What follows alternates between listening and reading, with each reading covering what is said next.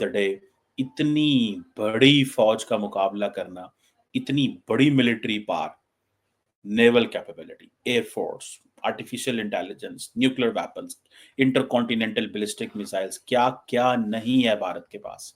Bharat, India दुनिया की most powerful third country करार पाया है। खबर जो हर देशवासी के लिए गर्व और गौरव से भर देने वाली है। दुनिया में भारत की ताकत और धाक लगातार बढ़ रही है। ये सिर्फ कहने और सुनने की बात नहीं, बल्कि इस पर इंटरनेशनल रिपोर्ट ने मोहर लगाई है। ऑस्ट्रेलिया के थिंक टैंक लॉवी इंस्टीट्यूट ने एशिया पावर इंडेक्स रिपोर्ट 2024 जारी की है।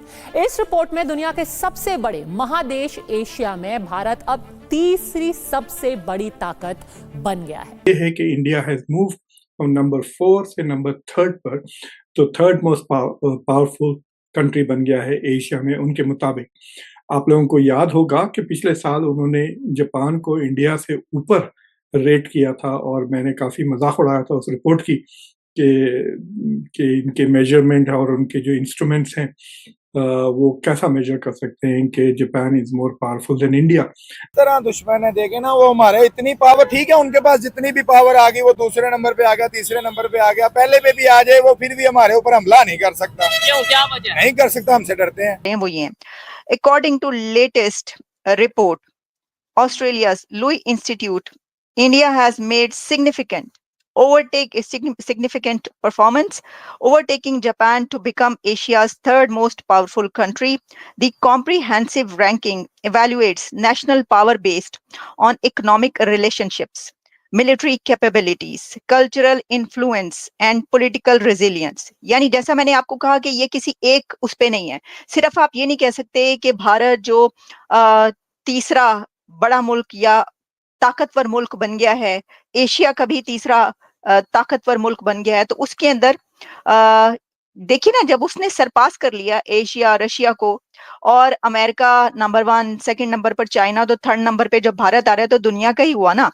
लेकिन इसके अंदर एक कोई फैक्टर नहीं है। इसके अंदर जैसा कहा गया कि military capabilities, cultural influence and political resilience. लेकिन अगर आप मुझसे जानना चाहेंगे तो इंडिया का तीसरा ताकतवर मुल्क बनने के पीछे उनकी फॉरेन पॉलिसी है, उनकी इकोनॉमी है, उनका दुनिया भर में इन्फ्लुएंस है, उनके नौजवान हैं, उनकी यूथ है जो दुनिया भर की टेक कंपनीज पर रूल कर रही है, ट्रिलियंस ऑफ डॉलर्स की इकोनॉमी पर वो बैठी हुई है, उसको इस्तेमाल करने का उसके पास हक हासिल है। इसके अंदर जो एग्रीमेंट्स है दुनिया भर के, इंडिया की ट्रेड है। ऑफ द डे इतनी बड़ी फौज का मुकाबला करना, इतनी बड़ी military power, naval capability, air force, artificial intelligence, nuclear weapons, intercontinental ballistic missiles, क्या क्या नहीं है भारत के पास। अब पाकिस्तान इसका कैसे मुकाबला करेगा, क्या होगा, कैसे, ये पूरे का पूरा जो जियोपॉलिटिकल एनवायरनमेंट है, जबकि इंडिया इस वक्त फोकस कर रहा है आत्मनिर्भर भारत पे। अगले दिन बहरहाल मैंने इंडिया के vice chief of naval staff को सुना, जिन्होंने ये कहा कि जो आत्मनिर्भर भारत है, इससे it will take a lot of time to make Indian defense forces autonomous. So we need to immediately buy the military hardware. कारण है कि इंडिया क्यों इस रैंकिंग में जापान को पीछे छोड़ दिया, तो उसका सबसे प्रमुख कारण है आर्थिक जो विकास हुआ है पिछले कुछ वर्षों में भारत में। और जानते हैं कि पूरे विश्व में जो आर्थिक विकास का दर है वो काफ़ी कम है। चीन में काफ़ी कम हो चुका है, लेकिन भारत की विकास दर कोविड के बाद से काफ़ी अच्छा रहा, 6-7 के आसपास रहा है। तो वो एक बहुत बड़ा फैक्टर है। भारत एशिया ही नहीं, वर्ल्ड सुपर पावर बनने जा रहा है। आज दुनिया का हर देश हमसे बेहतर रिश्ते रखना चाहता है। ये शायद भारत की बढ़ती साख का ही नतीजा है कि आज रूस और यूक्रेन में युद्ध विराम के लिए अमेरिका भी भारत की तरफ टकटकी लगाए बैठा है। प्रधानमंत्री मोदी दुनिया के ऐसे पहले नेता हैं जो युद्ध के बीच रूस और यूक्रेन की यात्रा कर चुके हैं।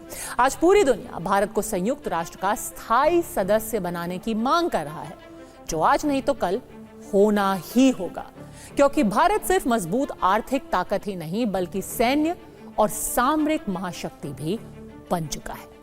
ऐसा ही है ना, देखें कि हम उनसे लड़ने के बारे में बस हम बस उनसे लड़ने के बारे में सोचते रहते हैं हर टाइम, आगे बढ़ने के बारे में नहीं सोचते हम। ठीक है। हमारा यही टॉपिक होता है कि किसी तरह हम उनको हरा दें। हाँ। हराना कैसे जी? मार के हम क्या करेंगे? उनको मार के क्या करेंगे? वो फिर सेट हो जाएंगे। ठीक है।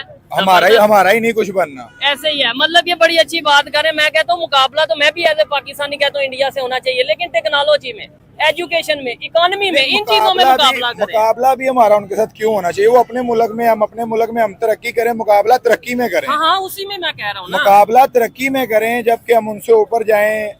अभी उनके मुल्क की आप गाड़ियां चेक कर लें। ठीक है। ठीक है, कितनी गाड़ियां वो सेल कर रहे हैं, कितना पैसा उनको बाहर वाले मुल्कों से आ रहा है। हमारा क्या, हमारे मुल्क में एक सुई नहीं बन रही। ठीक है, हम आपस में यूनिटी नहीं ला पा रहे। कुछ मैं भी नहीं, आपसे हम लड़ रहा आपस हूँ, आप में मेरे से लड़ बस रहे यही हमारे हुक्मरानों का काम भी यही पड़ा हुआ है। बस वो गलत है, वो गलत है, वो गलत है। ठीक है। तुम सब मिलके सही हो, जो मुल्क को संवार दो। एक साइड पे हम कहते हैं जी हमने कश्मीर लेना है, क्यों जी? हम एक साइड पे कहते हैं हमने कश्मीर लेना है इंडिया से, दूसरी साइड पे हम अपनी इकॉनमी को देख लें, उनकी इकॉनमी को देख लें। आपको लगता है कि कोई मुकाबला बनता है? जैसे भाई ने बात की है, भाई ठीक कह रहे हैं, ऐसे मुकाबला नहीं बनता। तो फिर हम छोड़ क्यों नहीं देते मुकाबला? हम अपना पॉजिटिव माइंड क्यों नहीं रख लेते? ये दुश्मनी, नफरत, ये क्यों नहीं खत्म कर देते?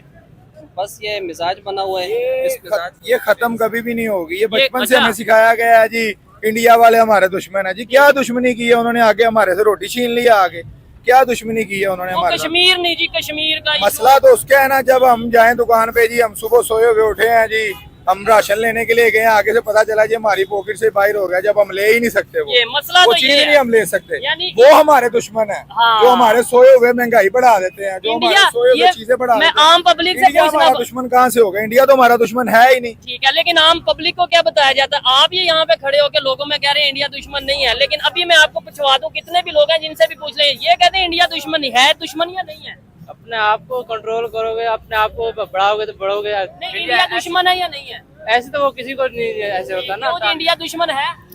नहीं है? नहीं जी, बिल्कुल कहना ही नहीं चाहिए। अच्छा, ये तो अच्छी बात है। इस दफा मुझे, नहीं तो मोस्टली ऐसा ही होता है, लोग ये कहते हैं इंडिया दुश्मन है, दुश्मन है। किस तरह दुश्मन है? देखे ना, वो हमारे इतनी पावर, ठीक है उनके पास जितनी भी पावर आ गई, वो दूसरे नंबर पे आ गया, तीसरे नंबर पे आ गया, पहले पे भी आ जाए, वो फिर भी हमारे ऊपर हमला नहीं कर सकता। क्यों, क्या वजह है? नहीं कर सकता, हमसे डरते हैं। नहीं नहीं, इधर एक चीज से आपसे थोड़ा सा डिसएग्री करूंगा। आपने कहा डरते हैं, मैं ये कहता हूँ उनके तो पॉलिटिशियंस खुद कह चुके हैं। मैं आपको बताता हूँ, डरने वाली ये बात है ना। देखिए, वो तरक्की की तरफ जा रहे हैं, अगर वो हमसे जंग करेंगे, हमारे पास है क्या जो हम खो देंगे? उनके उनके पॉलिटिशियंस पास खोने के लिए बहुत कुछ है। अगर वो जंग करेंगे, उनका बहुत कुछ बर्बाद हो जाएगा, बहुत कुछ।